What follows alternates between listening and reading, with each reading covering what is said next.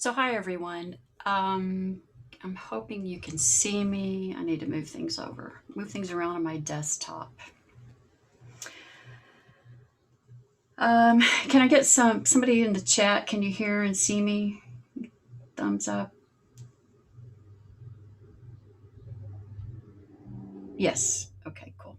Oh yay! Look, I love how everyone that is now they know how to use all these little fancy things in these tools.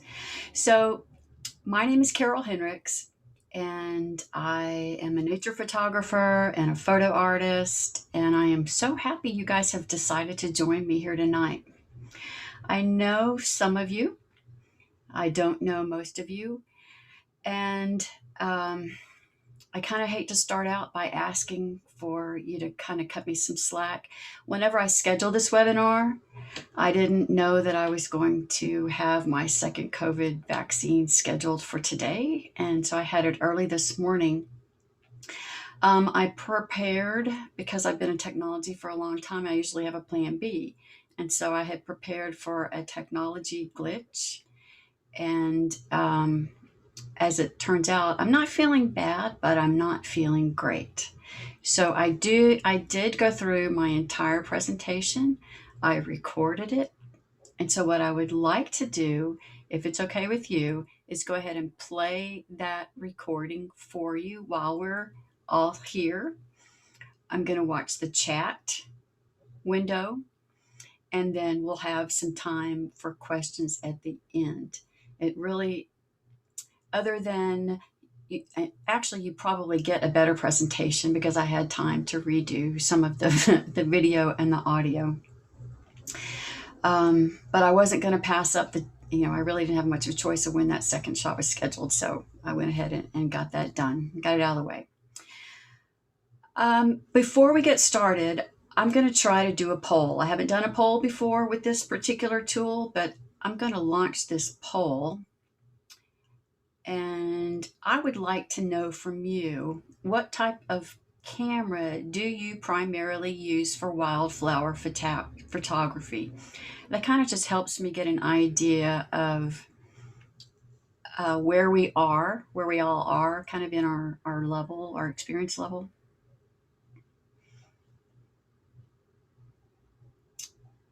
Okay. And there is no wrong answer. It's really just for my information purposes. Okay, that looks good. So I'm seeing, I don't know if you're seeing the answers. Right now it looks like 75% are using a DSLR and 25% are using a point and shoot. Okay, so Kathy just got a DSLR. Yay! All right, thank you for that. Thank you for that. Okay, so I am going to go ahead and start the video presentation. And as I said, I'll be watching the chat.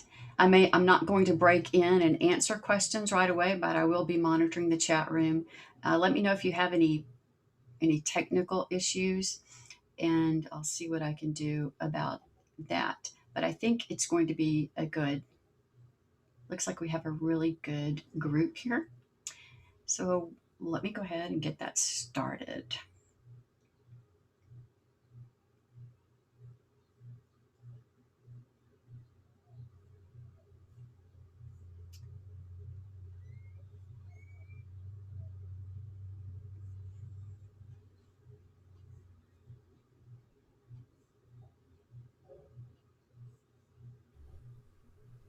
Welcome to Wildflower Photography Addressing Common Issues. Like most people, I love to take pictures of wildflowers. And so in this webinar, I am going to discuss a lot of the common issues that we encounter as wildlife photographers and go over some ways to address those issues. Before we go further, let me tell you a little bit about my background. I spent many years in technology, instructional technology, at colleges and universities. And so my love for photography developed out of my need to have photos for some of the things that I was doing. I also took quite easily to digital photography and the post-processing that's required. And you can probably tell I enjoy shooting a variety of subjects. However, wildflowers is the primary subject that drove me to try to improve my photography and to become a more serious photographer.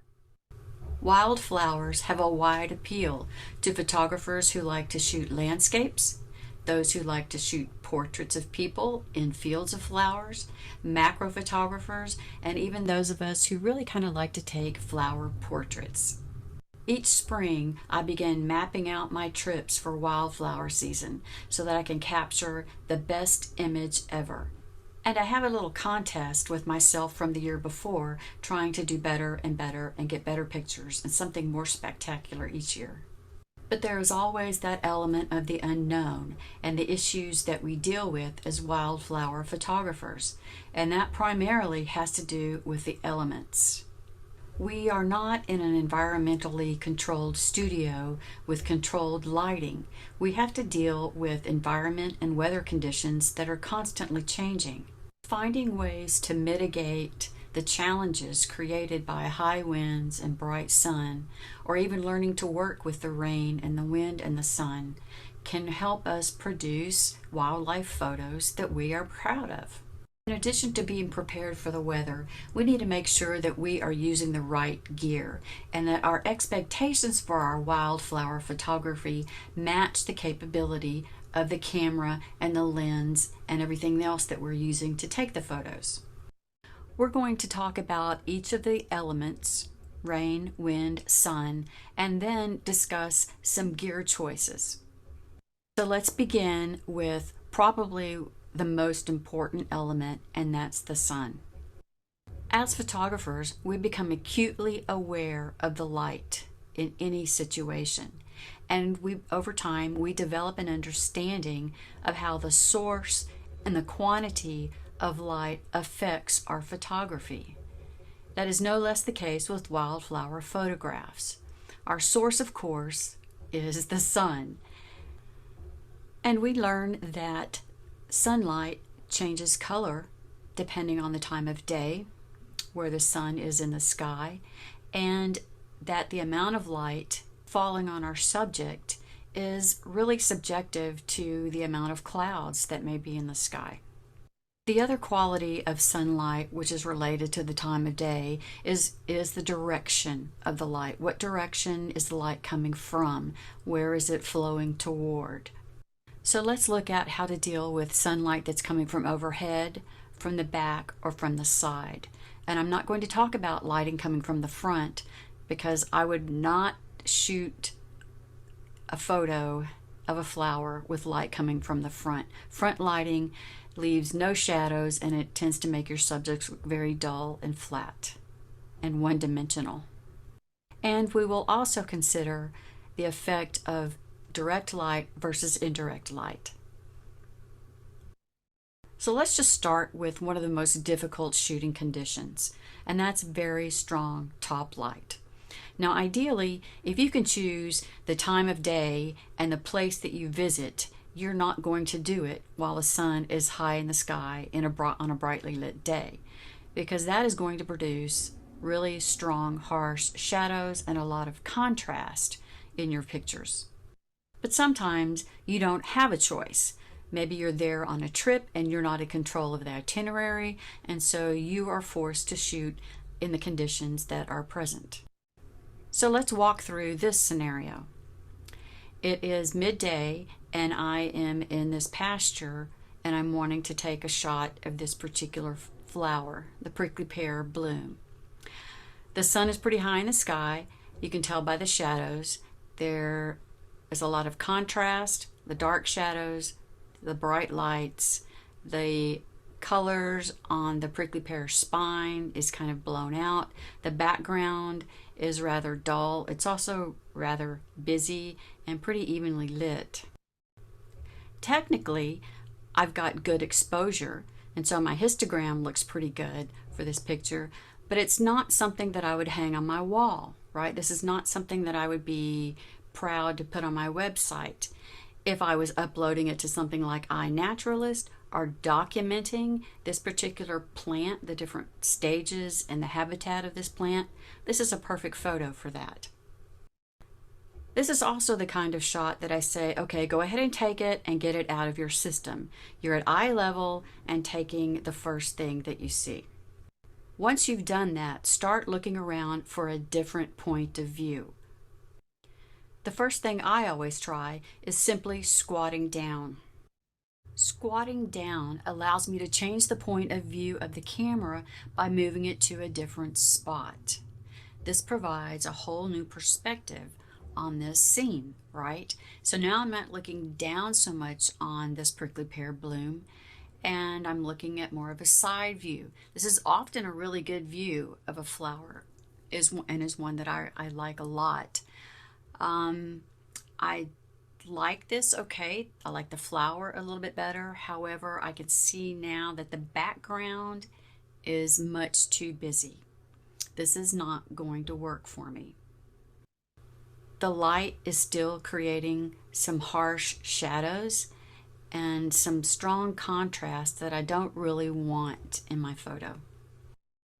So I am going to continue moving and walking around the subject until I find a point of view where the light works for me. And in this instance, I walked around enough and squatted down until the sunlight was actually coming through the petals, and my flower is now backlit. And look, the background here is much better too. From this angle, there are still shadows, but they're not quite as harsh, and there's not as much contrast between the highlights and the shadows from this view. Also, notice the color in the spines of the prickly pear. They're not all washed out like they were before when we were looking at it from the front. So you might be thinking, great, but what if I can't get behind my subject so that I can get the light coming from behind? Well, think about what you do to get out of the bright sunlight. You find some shade, right? So find a way to make shade. Or how I like to think about it as making a porch. Can you put a porch over your flower? Creating this porch forces the light that was coming from above to come in from the sides. If you think about light as waves, I guess, it's always flowing toward the darkest point. So in this example, when I create a porch over the prickly pear flower, I am now able to get a close-up shot of it, of the inside of the flower.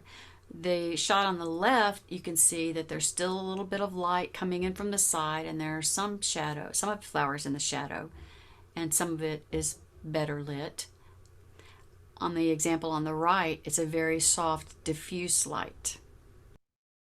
One piece of gear that I like to take with me when I'm going shooting wildflowers is a diffuser, just for the purposes of blocking out the bright light. It is a translucent disc. It's made out of some sort of nylon cloth, and it folds up in a figure eight, kind of like those dashboard screens for your car, and it comes in various sizes. I have one that's about 8 inches across, and I have one that's closer to 24 inches across. So this works very well for me to create shade, to create some soft light when there's bright sun. So let's look at another case in point. This is one of my favorite flowers. The layers remind me of a wedding cake, and I just think that they are so beautiful. So it is still midday. I am trying to take a shot of this flower, and I try from the top, right? That's my eye level, looking down on the flower kind of shot. That's not very creative usually, and that's not working for me.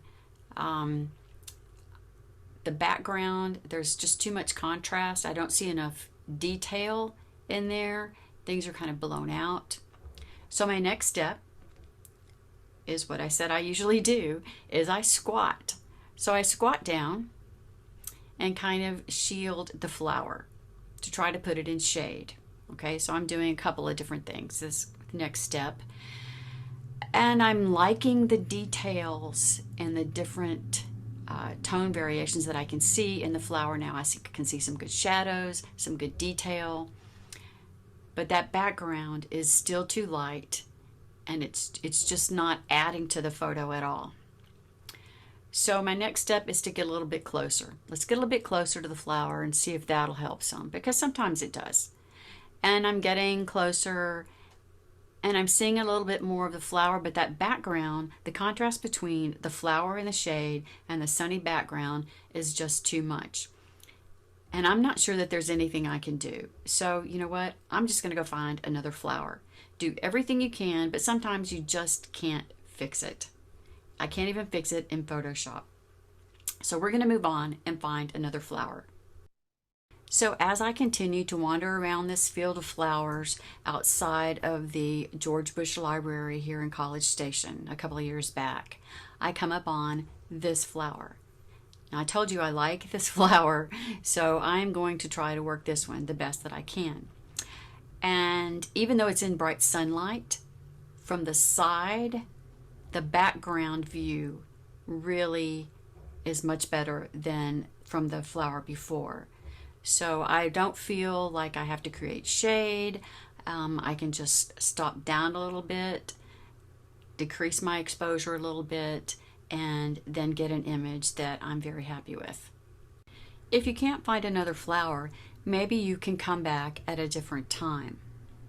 So I went back to this field the next morning, and I noted that here because that is extremely unusual for me since I am not a morning person.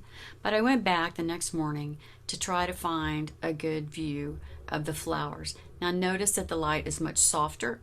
It was a little cloudy or misty that morning, and so that even though the background is lighter than most of the subject in the foreground, it's not distracting because it's not overly bright. It's kind of soft and diffuse.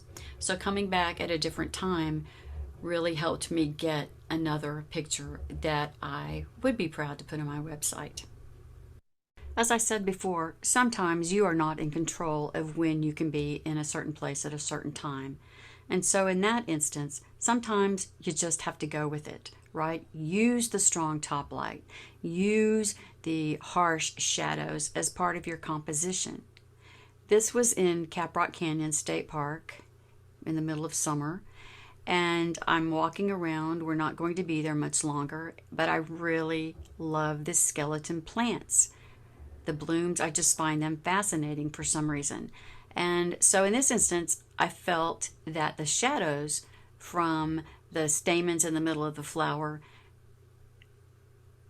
replicated or repeated the shapes and curves of the stamens themselves. And so I felt like it added to the overall composition of this shot.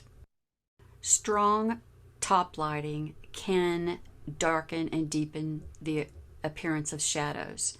So for this particular coneflower, it really helps bring out the texture in the petals and the patterns and the texture of the middle of the flower.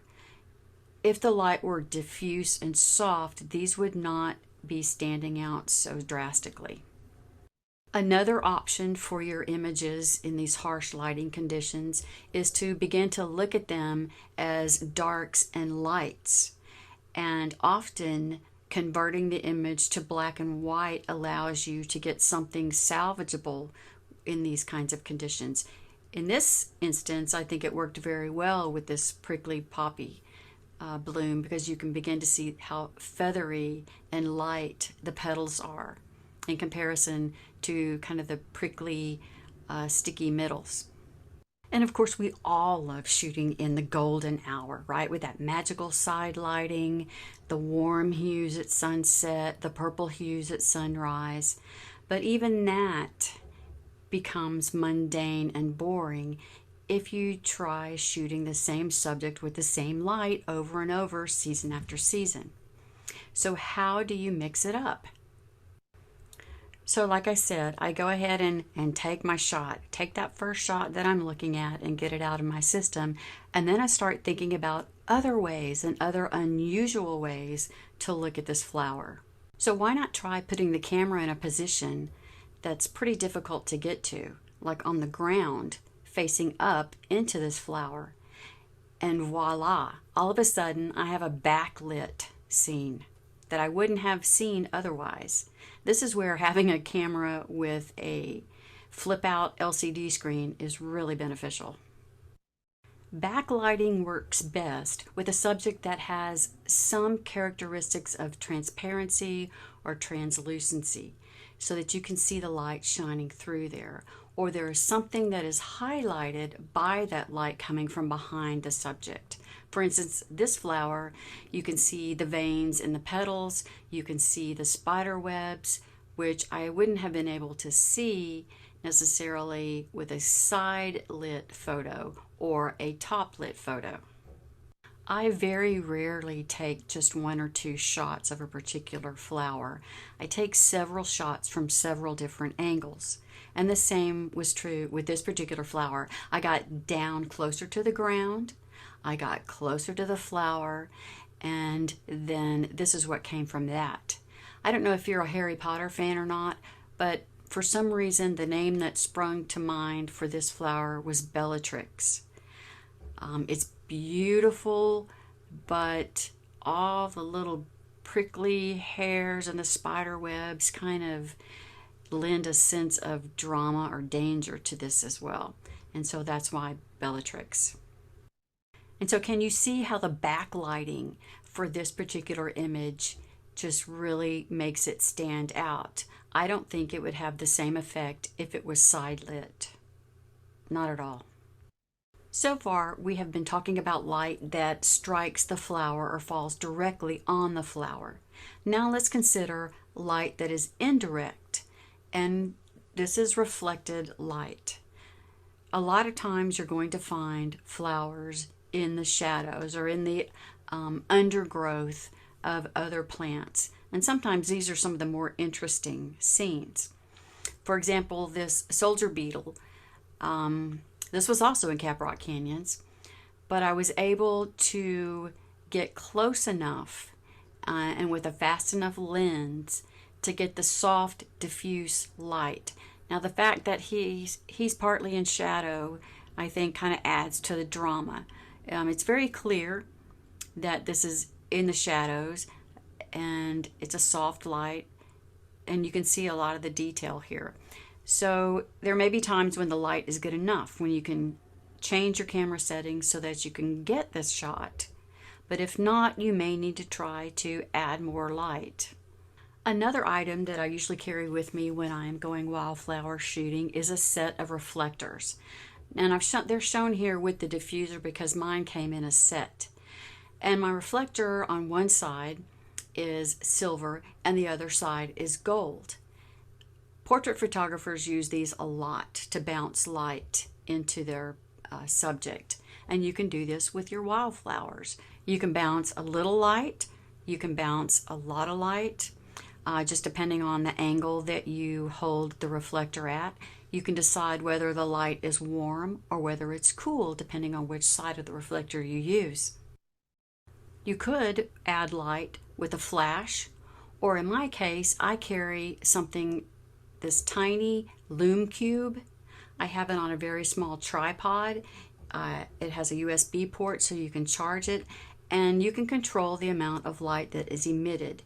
It's small enough that I can get it closer to the flower than I might be able to get with a flash mounted to my camera, and I have more control over it as well. Using these kinds of tools, I've been able to add fill light to flowers that are in shade, as I did with this particular dewberry bloom. And so that makes it so you can see more of the texture and more of the flower. So far we've been talking about light and ways to deal with too much or too little. So let's take a look at rain.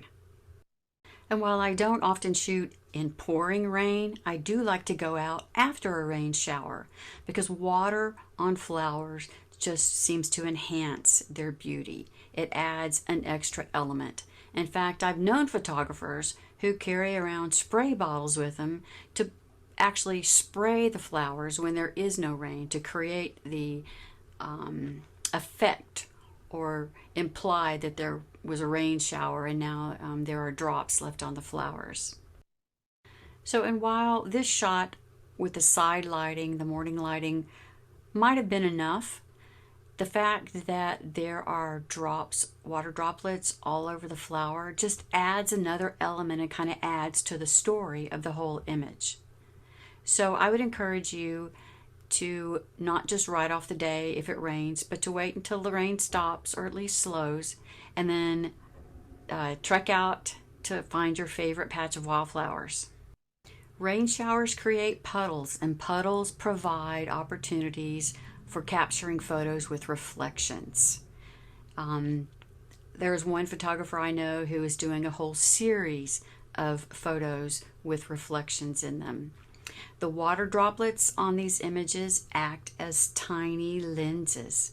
And so if you're fortunate enough while you're taking your wildflower photos, you might come across a scene like this where you can actually get close enough to see how these water droplets act as tiny lenses and create something like this abstract.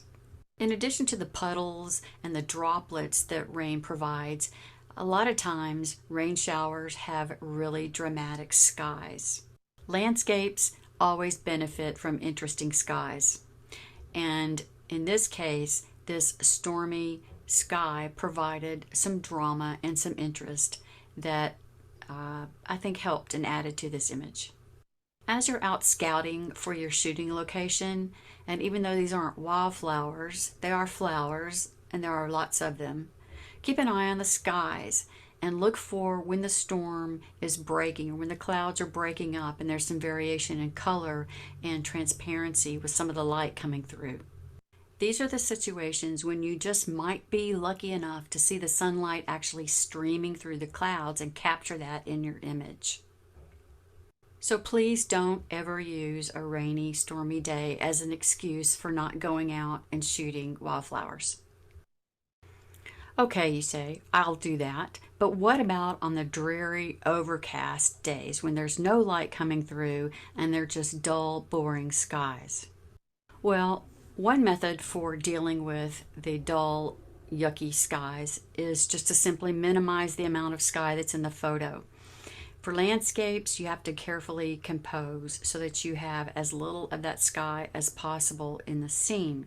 Minimizing the sky can be done as you take the picture, or you can do it by cropping the image in post-processing.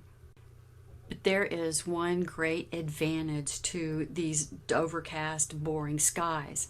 They create a huge softbox, and so the light coming through them is extremely soft. It's diffuse.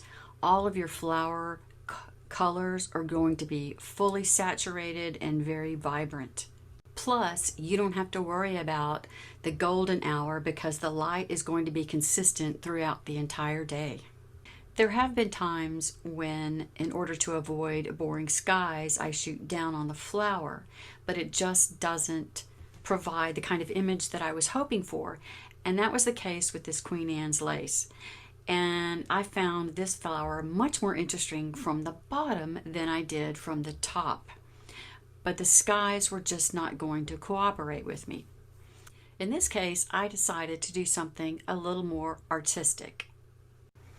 So while post-processing, I just blew out the highlights totally to turn the background completely white so that I can still see the structure. I can see a little bit of the petals, but I felt like this was the best image I could get out of it, and it kind of created a work of art for me.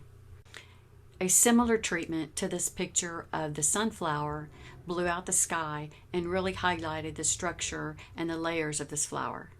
This photo I felt was so different that I entered it in the North American Nature Photography Association's contest, and it ended up placing in the top 250 photos. Now let's turn our attention to the next element of nature that we're going to consider, and that's wind. Windy conditions tend to be less in the morning before the heat kind of stirs up the atmosphere. But if you're like me, not a morning person, you don't really get those opportunities. So you have more opportunities to learn to deal with the wind when you're out shooting wildflowers. Windy conditions are really just an opportunity for you to freeze motion. It's like any fast moving subject. You have to have your shutter speed fast enough to freeze it in motion. And so the example here in the top, the setting, my shutter speed setting was 1/20th of a second, and you can see how this prickly poppy is just blowing in the wind. Everything else is pretty stationary, but it's this one poppy because it was up a little bit higher than everything else. In the second photo, I increased my shutter speed to 1/400th of a second, and it caught and froze the motion of that prickly pear. The other thing that you can do is to obviously wait for a lull in the wind and try to time your photo during that time. If you're going to pick a faster shutter speed, the next question usually is, how fast should that shutter speed be?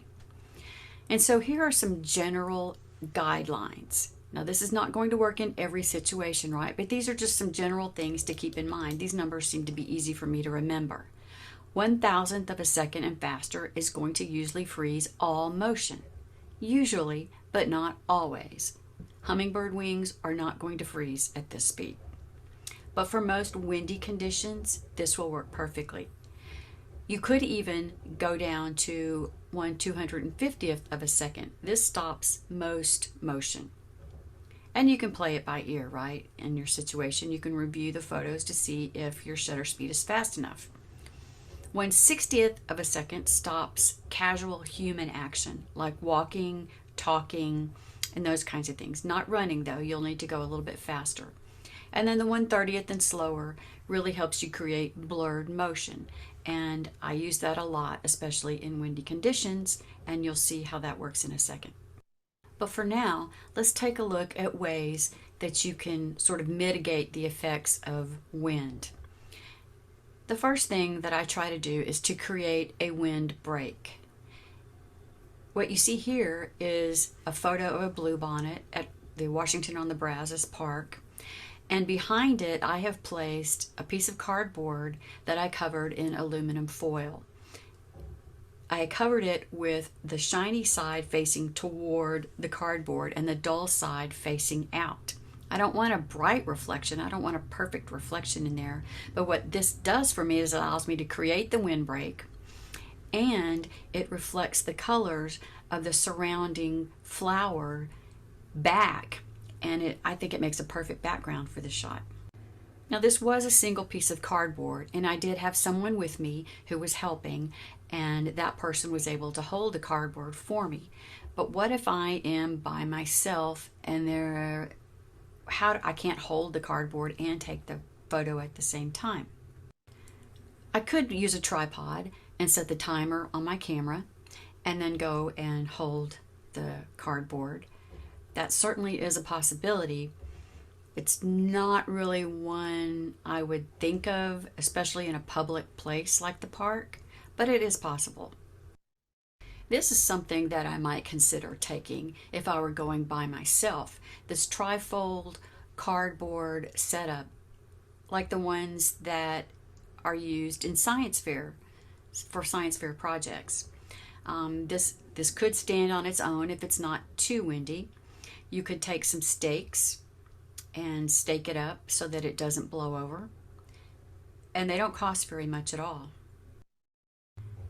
But here is a DIY project that is fun and I have done on more than one occasion, especially when traveling and I don't have a softbox with me. Almost any store will give you a spare box. You cut out the sides and you cut the bottom completely out.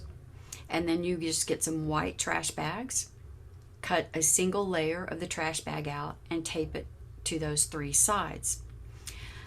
This works best with a square box, I've found.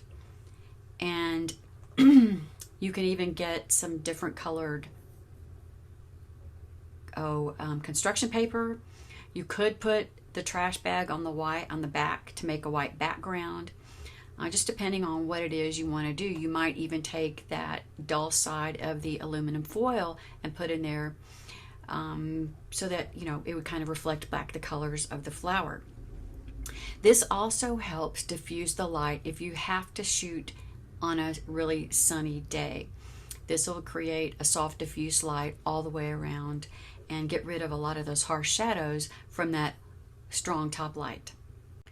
In this situation, I really wanted to capture this entire field of these sunflowers, and so a windbreak really wasn't going to do me any good. So my only choices were to perhaps come back at a different time. And so I did that, and this is what came when I came back the next day. As you can see, it wasn't nearly as windy on this day, but I still used the 1/250th of a second because I never know when I'm shooting flowers whether a little puff of wind is going to come through, and it also helps with any camera movement that I might introduce myself when I'm not using a tripod. I shoot with an Olympus, and it has a really good image stabilization system, and since using that, I don't use my tripod nearly as much as I used to with my Canon system. The other choice, instead of coming back a different day, is just go with it. And so this is a technique that I like to use if it's really windy and I can't do anything else about it, is I will start panning and just take advantage of the motion of the flowers and the wind and create more of an abstract work of art. I have found that this technique requires some practice, so you may get a lot of things that you don't like before you get some that you do like. The settings for this particular shot were ISO 320, 1/15th of a second at f/22. And immediately as you press the shutter, you start panning the camera. And if you can do it in a straight up and down line, all the better. For this shot, the settings were 1/6 of a second at f/18, ISO 640. It was kind of in the evening. This was at Monaghan's Sandhills State Park, and it was kind of windy there, but I think this was prickly pear blooms, and so I was doing some panning with that. Next, let's talk about the equipment that you're using to shoot your flowers. Whenever I am teaching or working with people and helping them with their photography, invariably someone asks, well, what's the best camera for yada yada yada, whatever the situation is or whatever it is they're wanting to shoot. And so there is a saying that the best camera is the one you have with you. It doesn't matter if your camera cost $3,000 and you've got a huge lens on it, if you don't have it with you when you want to be able to shoot. Almost everyone has a smartphone these days, and the cameras on these things are getting better and better with each generation. However, as we begin to talk about this, I think you'll see that there's just going to be so much that they can do because of their size. So we're just going to talk about these 4 kinds of cameras, and I've broken them down into smartphone, point and shoot, bridge camera, and DSLR. And that's kind of the order that I think that they go, like from beginning level to the more advanced.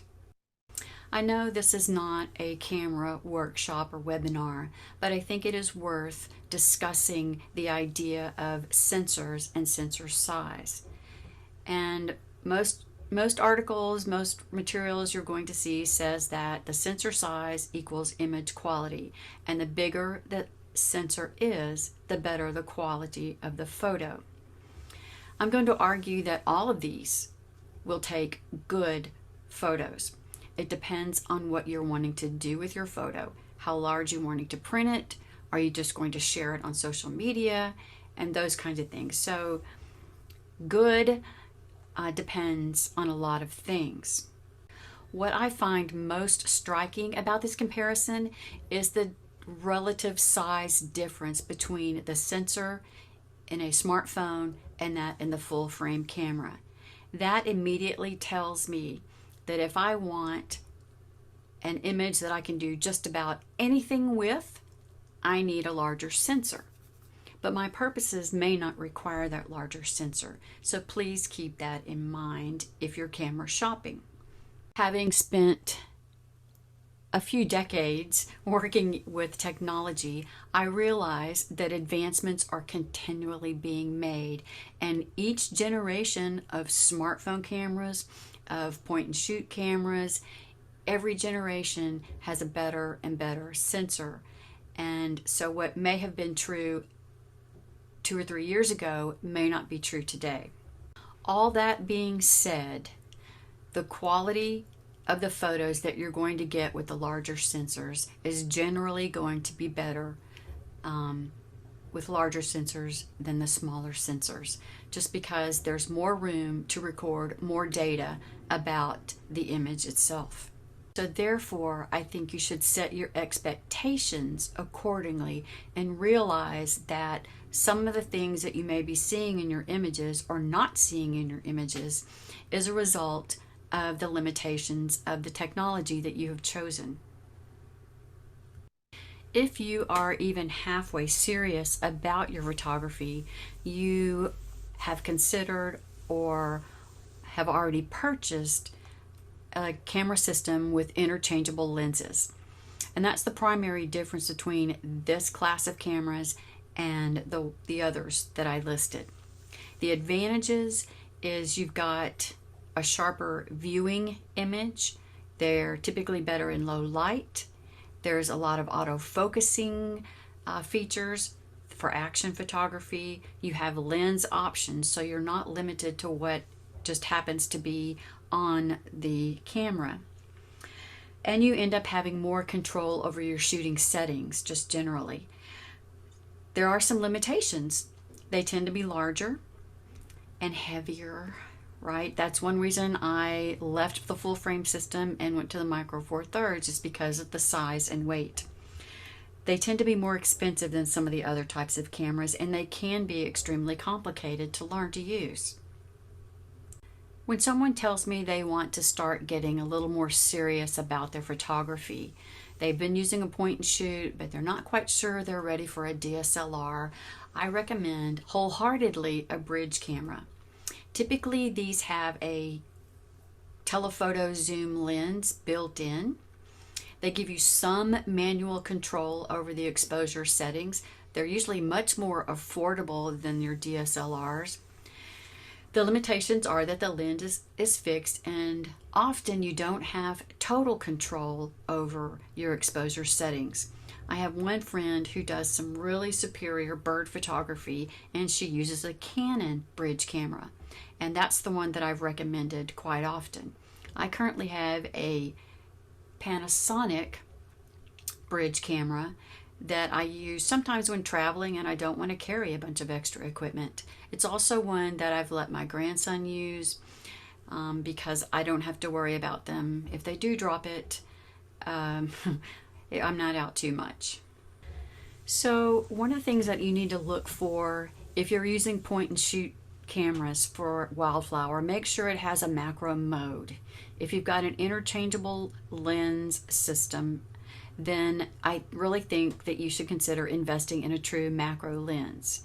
There is a significant difference in the pictures that you're going to get between a macro lens rather than just zooming in with a telephoto lens.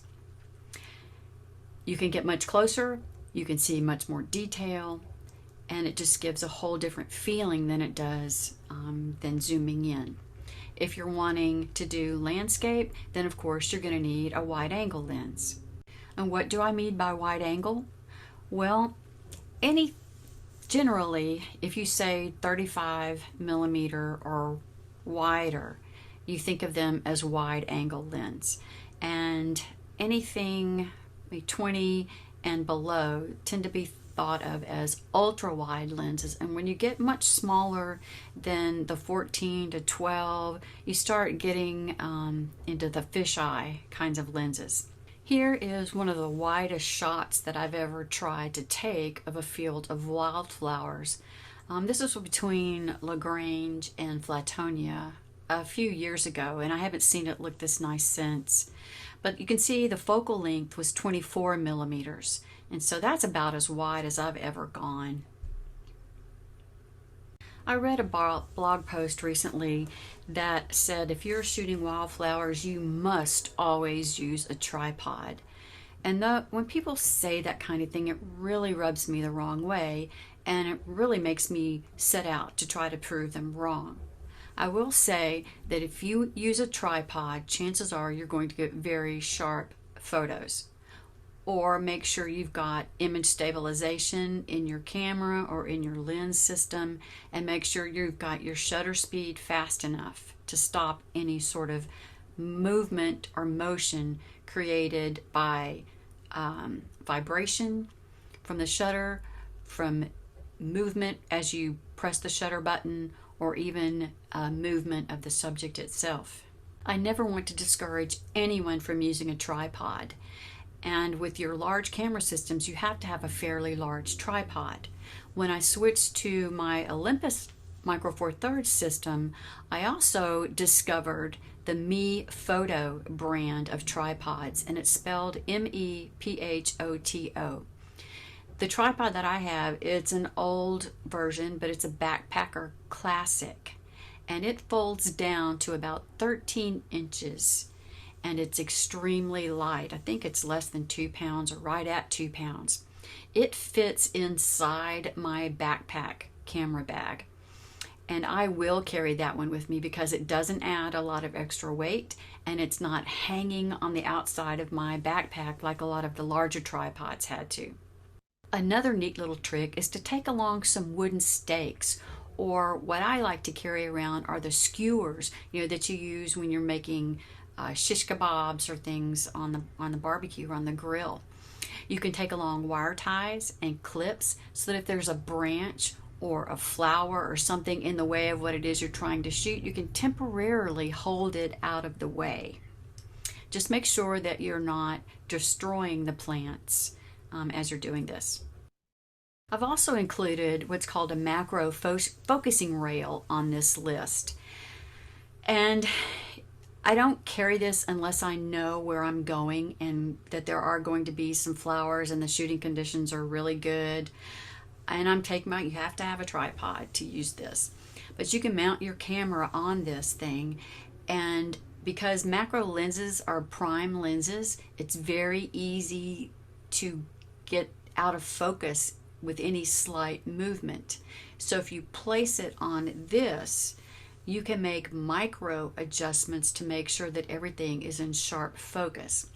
When you are shooting like this, you want to use a very small aperture so that you get a large depth of field. Most macro photos look best, at least in my opinion, right? Okay, best is very subjective, but I think they look better when more of the flower is in focus rather than less of the flower is in focus, unless there's a specific reason, for having it that way.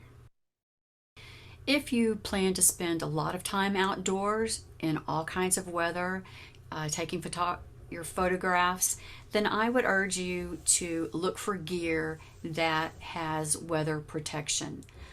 The better cameras and lenses are weather sealed, and they will tell you that. That will be listed in the features. I actually own both of these point and shoot cameras that are here on the left, the Olympus Tough, and that it used to be Pentax, but it's been bought out by someone else. These are great things to have around, just hang on your belt loop. They're crush proof. You can't really hurt them, and in a pinch they make really good photos. Another thing you can do is to purchase some sort of protection for your camera. Now, I have friends who have this type of device. It's kind of cool. The problem tends to be where the eye or the viewfinder is. Most people I know just use a plastic bag, wrap it around their camera, and go along their merry way.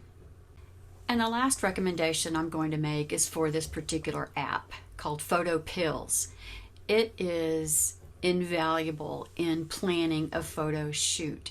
If you know where you're going to be on a certain date, you can have it show you exactly where the sun is going to rise, where it's going to set, and when, so that if you can plan to be there during the golden hour, you'll know exactly when to be there and which direction to be facing, or which direction the sun is going to be setting or rising. I've used it most recently in trying to do star trails at night. I wanted to find out where the North Star was going to be, and so it was useful in that regard. So thank you for hanging with me throughout this presentation. I hope you've been able to pick up a few tips and learn something new. If you have visited my website before, you will notice that this is not it, right? This is not the same domain. A lot of people have trouble spelling my last name, and I have been able to finally snag this shorter domain, cfh.art. And so I am going to be using that and sort of eventually migrating everything over to that URL. However, the carolfoxhendricks.com, I will keep that and it will still work. So if that's where you're used to going, that'll work too. I do blog, and I have my portfolio on my website. If you want to contact me, there's my email, carol@cfh.art. You can find my photography on Facebook. I'm on Instagram, and I do a little bit on Twitter, but not as much as on Facebook and Instagram. I'm starting to get into Pinterest, but I'm not quite sure that's going to work well for me and for my goals, and so don't really look for me there yet. But if you happen to be on Pinterest, in a couple of months, maybe you can check or search for me. Okay, so let me share one more thing with you. And this is my website. This is where most of you signed up for this particular workshop, and almost everyone signed up for the other webinars that I have listed there. You might, if you are interested, you may want to go back and take a look at the 2 workshops that I have listed at the bottom of there. There's an introduction to digital photography, and then an introduction to Lightroom Classic, and that's primarily what I use for post-processing. So we'll stop that share and let me start my camera again, because I want to show you a couple of things. Now, I made a mistake. Imagine that, right? This is the MePhoto tripod, and I misspelled it, right? I made a big deal about spelling it, but it is MEFOTO. And it is, I don't even think it's 13 inches. So here's my ruler. So it's very light, and that's the one that, since I found this, I have been carrying my tripod. You probably couldn't tell what size the Loom Cube was, but this is it. I have it on a little tripod, and it has various light levels. And so I can stand that up somewhere and direct it if I need some additional light. This is my smallest reflector. This folds up neatly like that. It has a little pouch, and it fits right in my backpack. It weighs nothing. And so someone asked me what my go-to lens was. That's kind of a tough question. If you look through my flower photos, you're going to see that I kind of prefer flower portraits, right? So I'm going to use a macro lens. I'll take my macro lens with me and use that probably 90% of the time when I'm doing flower photos. Other than that, I'm usually shooting birds. For some reason, I've developed a love of birds, and I try to do a lot of bird portraits, and the snow recently was a great opportunity for that. How do you get a sharp, in-focus flower with a blurred background? Great question. So that has a lot to do with the depth of field and how far away the flower is from the background. Typically, you try to use the largest aperture that you can. And it's going to depend on your camera, okay, because the different sensor sizes have a different way that they deal with depth of field and how far away things have to be. But I would try with the largest depth of field, right? You're going to get less of the flower in focus, but it's going to be kind of a trial and error for you to become comfortable with your camera. There are some exercises you can play with, some things inside, or even, I've done that on my patio in the backyard, put some things on the table and something behind it, and then focus on the item in front, changing my camera settings just to kind of see, okay, if it's f2.8, that will definitely give you a blurry background, but how much of my item in the foreground is in focus. So it's a combination of the distance between the flower and the background and your aperture size. My macro lens is a 60 millimeter macro lens. When I was shooting with Canon, I invested in I believe it was a 100 millimeter macro lens, and that one was really cool. Do I use spot mode? We're talking about focusing mode, spot focusing mode. Yes, I typically do. Especially when I'm doing wildlife, right? Um, because I don't normally shoot flowers top down, I do sometimes, right? The cone flower that you saw, that was really kind of a dead on shot where the plane of the flower was parallel with my sensor. But I typically like to have them at some sort of an angle. So spot mode I do like spot mode because that gives me control over what is in focus. If anything else, if I enlarge it, things the camera tends to focus on something that I'm not intending it to.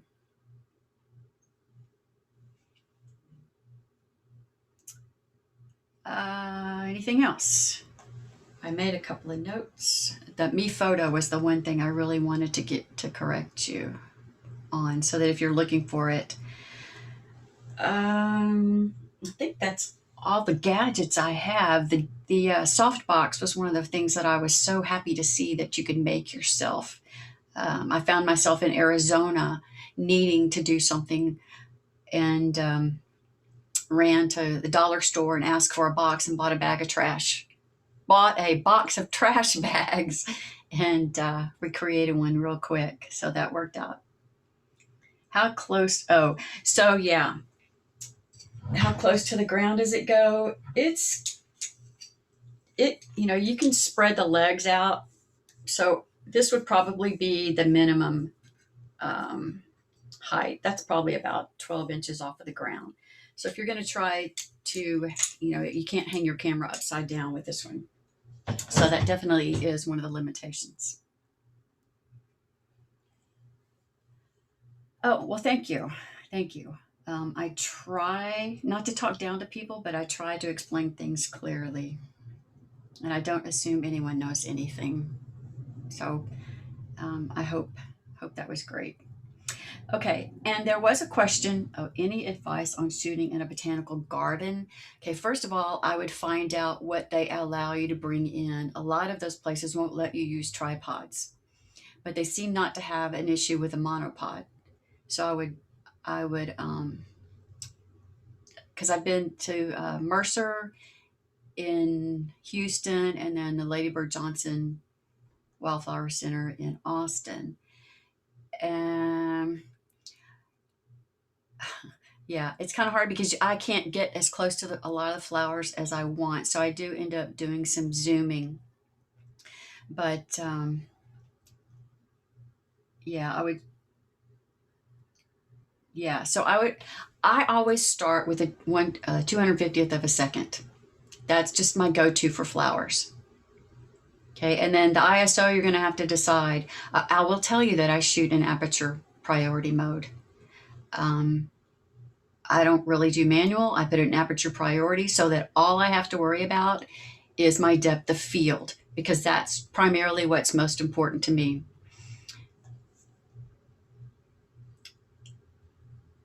Okay, makes sense? All right. Someone asked also about whether this was going to be recorded and available. Well, obviously, I have a recording, right? Um, what I need to figure out is how to make it available. I do have a YouTube channel, so I'll probably post it up there. And when I do, I may revise it some because I tend to be a perfectionist. So I may revise it a little bit. And when I post it up there, I'll email you and let you know where it is, and so you can go look at it. All right.